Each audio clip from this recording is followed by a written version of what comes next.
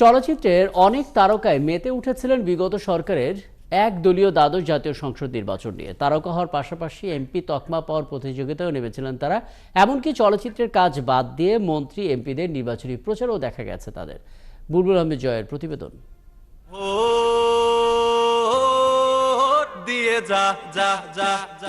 চিত্রনায়িকা মাহিয়া মাহি আওয়ামী লীগের টিকিট নিয়ে এমপি হতে চেয়েছিলেন। দলীয় নমিনেশন না পেয়ে রাজশাহী এক আসনে স্বতন্ত্র প্রার্থী হিসাবে ট্রাক প্রতীক নিয়ে নির্বাচন করেন। যদিও নির্বাচনে ভরাডুবি হওয়ায় এমপি হওয়ার স্বপ্ন অধরাই থেকে যায়। চিত্রনায়িকা অপু বিশ্বাস বিএনপির ঘাঁটি বলে খ্যাত বগুড়া জেলা থেকে আওয়ামী লীগের মনোনয়ন কিনেছিলেন, কিন্তু নির্বাচনে টিকিট না পেয়ে হতাশ হতে হয় তাকে। শিল্পী সমিতির আলোচিত সাধারণ সম্পাদক নিপুণ আক্তার বেগম খালেদা জিয়ার চরিত্রে 2013 সালে একটি সিনেমায় অভিনয় করেছিলেন। যদিও সিনেমাটি আলোর মুখ দেখেনি।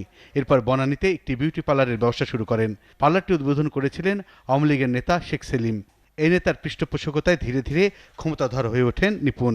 গত নির্বাচনে কিনেছিলেন আওয়ামী লীগের নমিনেশন ফর্ম।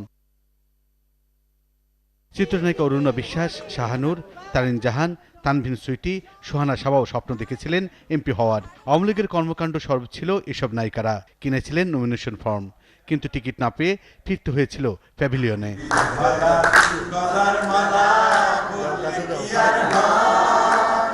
বুলবুল আহমেদ জয়, ৭১, ঢাকা।